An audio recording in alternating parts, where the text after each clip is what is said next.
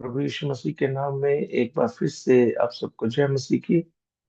परमेश्वर का धन्यवाद करते हैं एक और अवसर के लिए जो परमेश्वर ने हमें दिया कि हम परमेश्वर के वचन पर कुछ समय के लिए मनन कर सकें।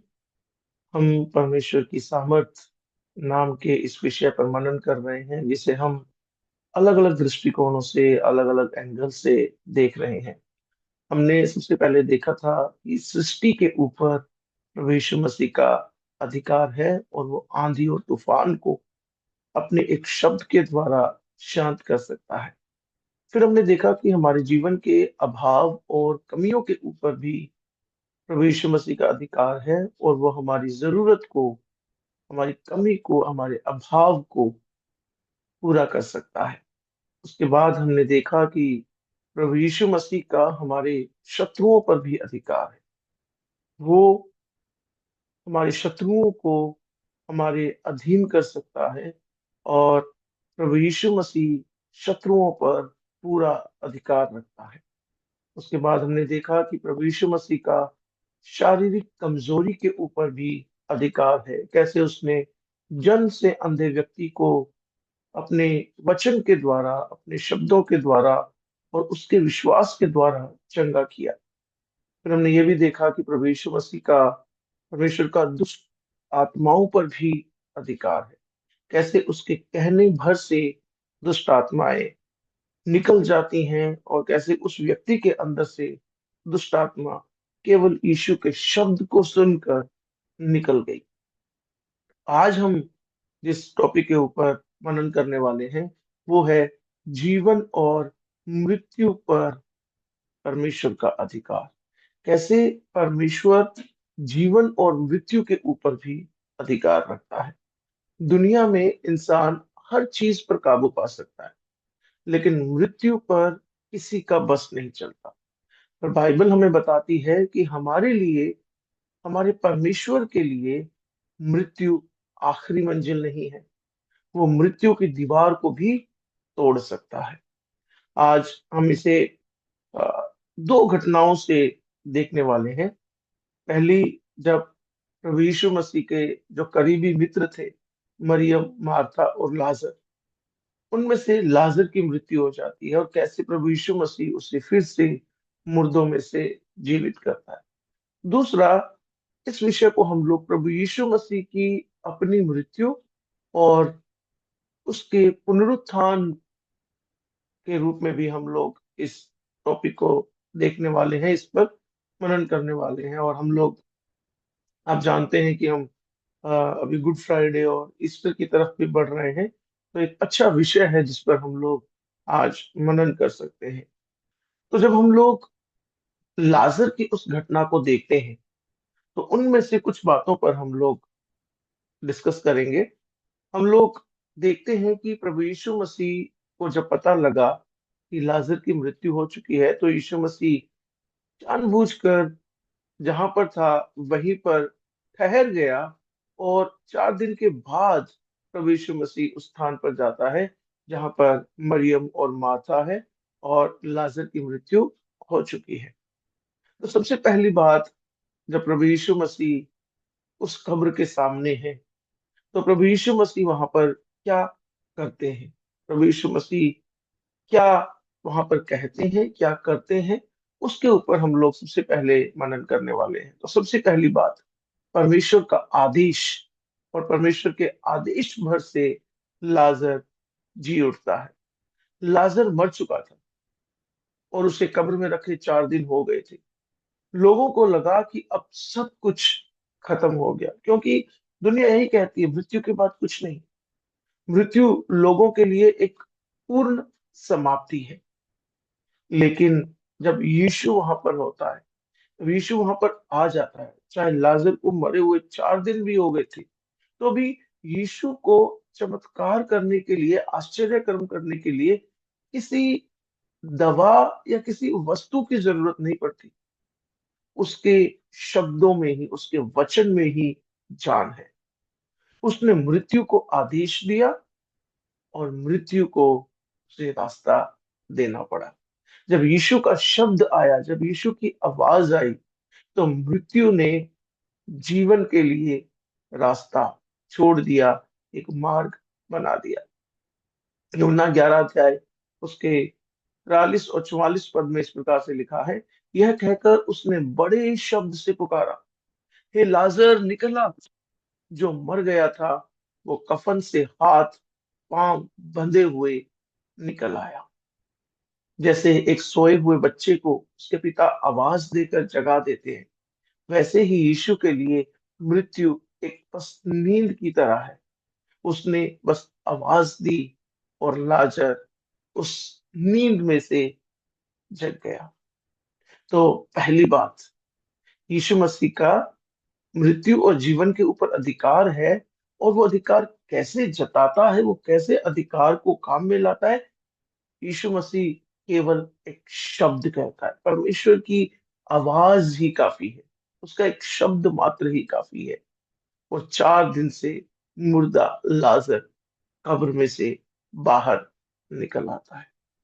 दूसरी बात, इस विषय पर जिस पर हम लोग मनन करने वाले हैं, मनन कर रहे हैं, वो है परमेश्वर की विजय, जो हमें यीशु मसीह के जी उठने में दिखाई देती है। लाजर दोबारा जिंदा होकर फिर मरा। एक समय आया तब लाजर को अंततः मृत्यु का सामना करना ही पड़ा, जिसमें से वो फिर कभी जीवित नहीं हुआ। लेकिन यीशु मसीह ने मृत्यु को हमेशा के लिए हरा दिया। वो फिर कभी नहीं मरा। यीशु मसीह एक बार मृत्यु से जी उठा और दोबारा फिर उसे कभी मृत्यु का सामना करने की जरूरत नहीं पड़ी।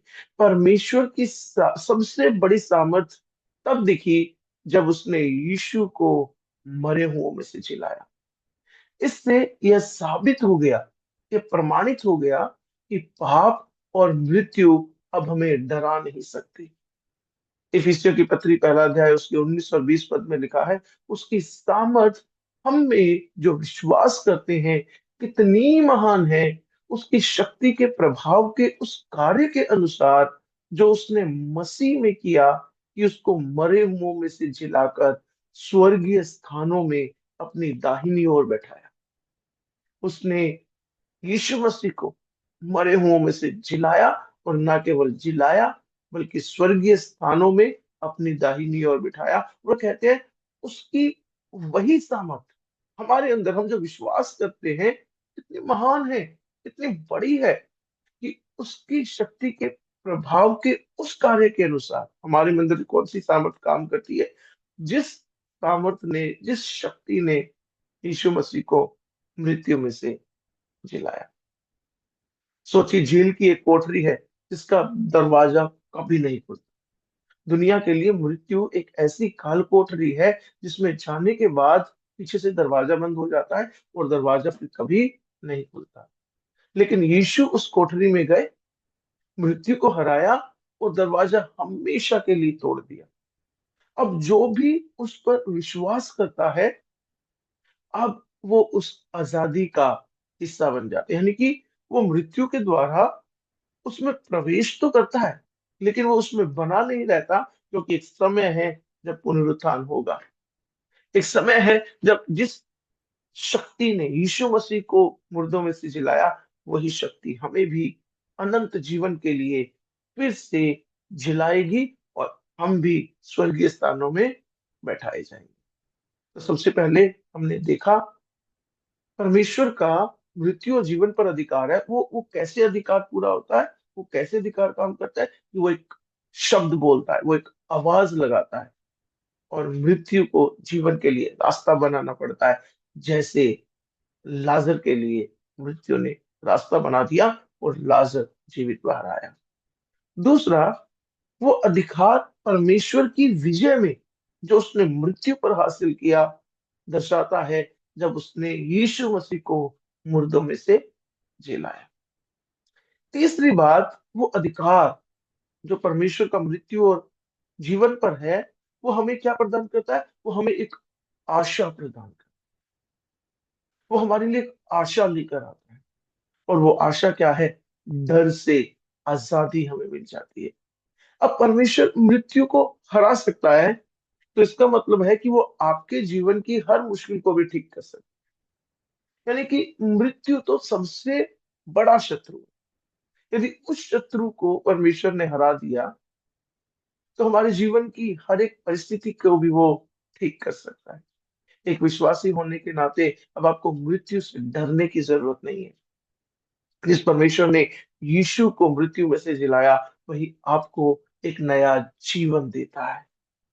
आपके जीवन की जो चीजें आज आपको मरी हुई लगती हैं, जैसे कि टूटी हुई उम्मीदें या पुरानी आदतें, परमेश्वर उन्हें फिर से नया और जिंदा कर सकता है। उनके अंदर जीवन भर सकता है। आज जो भी आपके जीवन में है, जिसे आप सोचते हैं कि वो मरी हुई अवस्था में है, वो मृत अवस्था में है, वो मुर्दा अवस्था में है, यीशु मसीह का एक शब्द उसके अंदर जान को फूंक सकता है, उसे जीवन प्रदान कर सकता है। विश्वास कीजिए कि आपका परमेश्वर केवल इतिहास का परमेश्वर नहीं है। उसने कल किया था, ऐसा नहीं है, वो आज भी कर सकता है, बल्कि वो आज का जीवित परमेश्वर है। मृत्यु उसके सामने हार मान लेती है, तो आपकी परेशानियां भी उसके सामने टिक नहीं पाएंगी। जिसने मृत्यु को हराया, वो आपकी हर एक परेशानी के ऊपर आपको विजय दिला सकता है। तो सबसे पहली बात, उसका शब्द काफी है, उसकी आवाज काफी है मृत्यु को हराने के लिए। दूसरी बात, परमेश्वर ने मृत्यु के ऊपर विजय पाली है जब उसने यीशु मसीह को मुर्दों में से जिलाया। और ये बात हमें आशा प्रदान करती है। आशा किस बात की? कि हमारे जीवन की कोई भी परिस्थिति अब इतनी कठिन नहीं है, क्योंकि हमारा सबसे बड़ा शत्रु हरा दिया गया है। मृत्यु हमारा सबसे बड़ा शत्रु पराजित कर दिया गया। जैसे पौलुस कहता है कि मृत्यु कहाँ है तेरा डंक, कहाँ है तेरी विजय? वो हार चुकी है, वो पराजित हो चुकी है, क्योंकि परमेश्वर का मृत्यु और जीवन दोनों पर अधिकार है।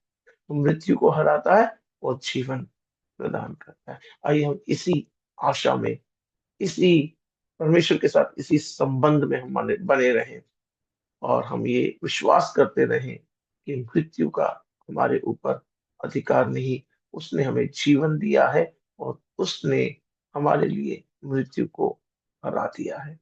परमेश्वर आपको बहुत आशीष दे। आमीन।